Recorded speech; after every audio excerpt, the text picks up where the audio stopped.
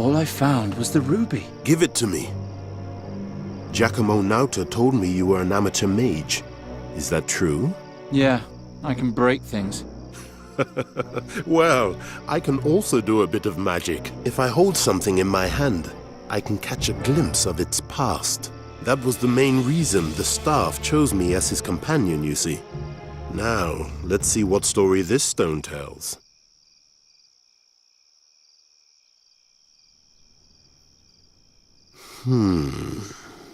Curious.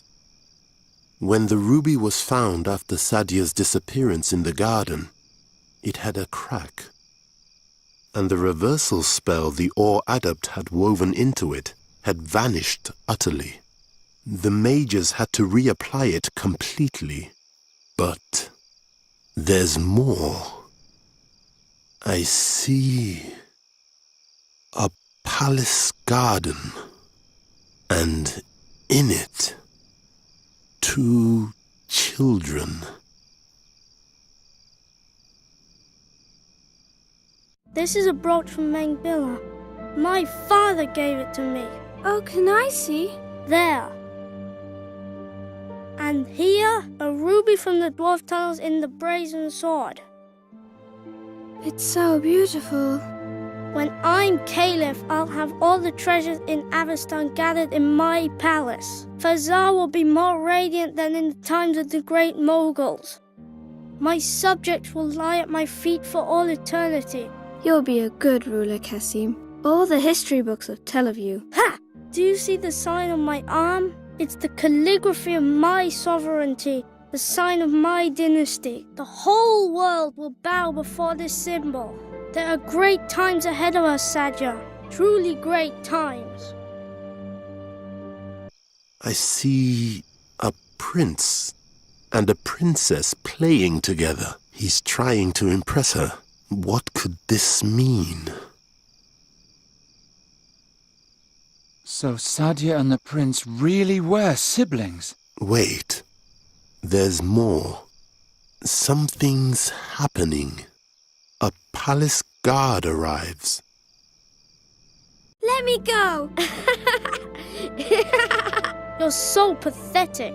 Isn't that how you like to be treated? Like the dog that you are. At least I have my own teeth. You please me, Sadia, more than I had hoped.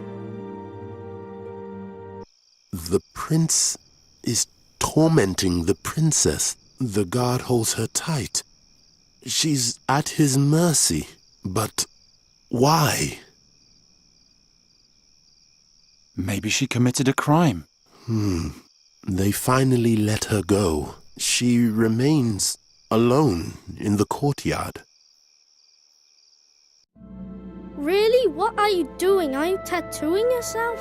I'm writing my own dynasty. Do you even know what the word means? Dynasty? You can't simply write greatness into your blood. You're either born with it or not. I'll prove it to you. Do you think you could ever be greater than I? You're amusing. Guards! Throw her back into the gutter where you found her. I'm done having my fun with her. Then fetch me a new girl. Sadia wasn't a princess at all. She was only a poor girl from the streets. So what? I don't know, but...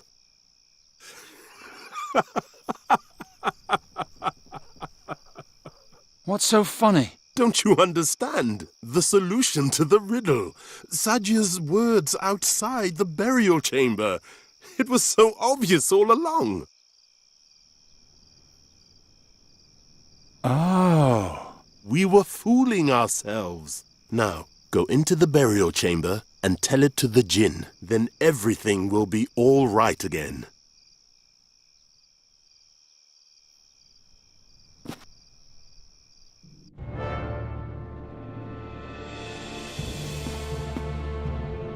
Ryder, or whoever you are, come out.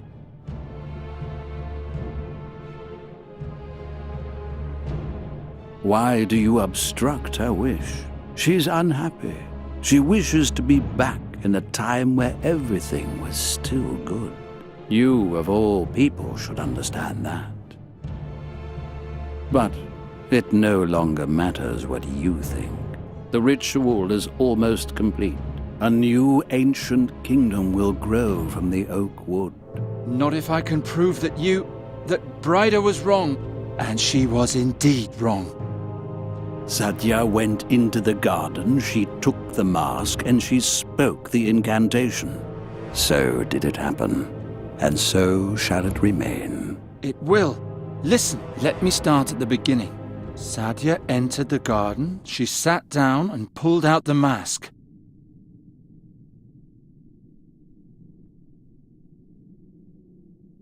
She looked into the mask and despaired in herself and her inability. Why should she despair? She had my promise of blessed oblivion. All she had to do was read the incantation. No. I'm sorry, Bryda, but Sadia wasn't as brilliant as you think. She felt persecuted and restless. She wanted to forget her own past and become someone else. She wasn't a princess, just a poor girl from the streets. And as such, she couldn't even read. No.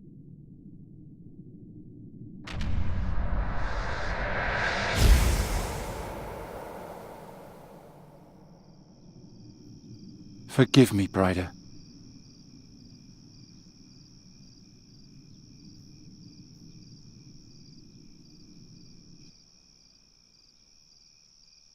That's that then. The riddle is finally solved. Why such a long face, Charon? Yes, my friend? What plagues you so? Nothing. Why are you so happy anyway? Sadia's fate proved to be false.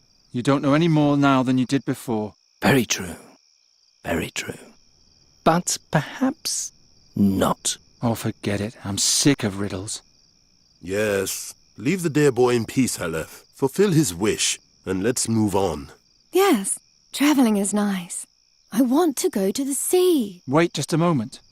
It's up to you, my friend. Do you want me to change her back? But I can only restore her body, not her memories.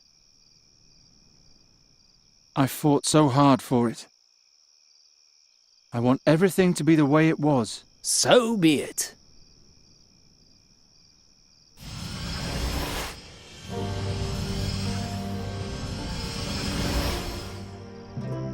It is done. Nuri? Nuri, can you hear me?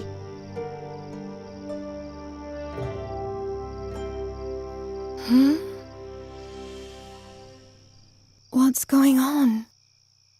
Who are you? My name is Geron. How do you feel? Strange. I'm cold.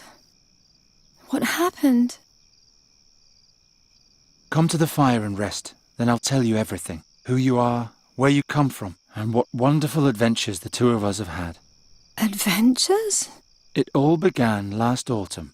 Crows had attacked the royal palace, and King Everden asked me to come up with a way to stop the plague.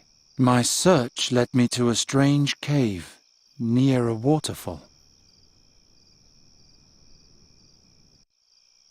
And thus ends the tale.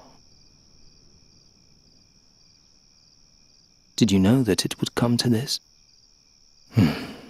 Oh, how can I know what you planned, and what was mere fortune? Until today, I would have sworn that the mask destroyed you.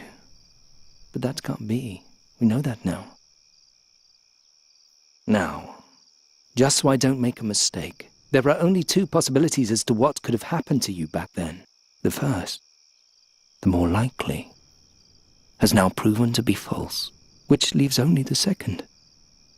I mustn't make a mistake. Here we go. When Sadia entered the garden, she had the mask with her, but no ruby. Yet, when the mask was found, there was a ruby beside it. Now, it may be that it was Sadia's ruby that was thrown into the garden earlier by the prince. But what if it was another? Oh dear. Oh dear. There's no going back now. Satinav! I say that there was not one, but two rubies.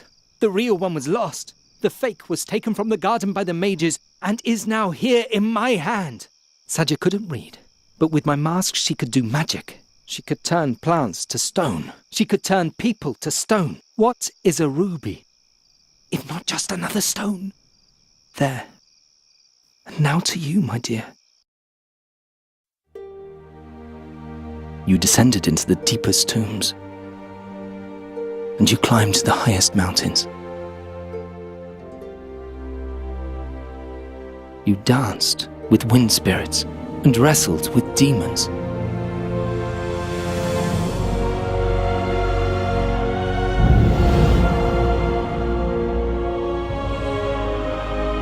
Abandoned by the gods, forgotten by time. Shahrazad, your time has finally come.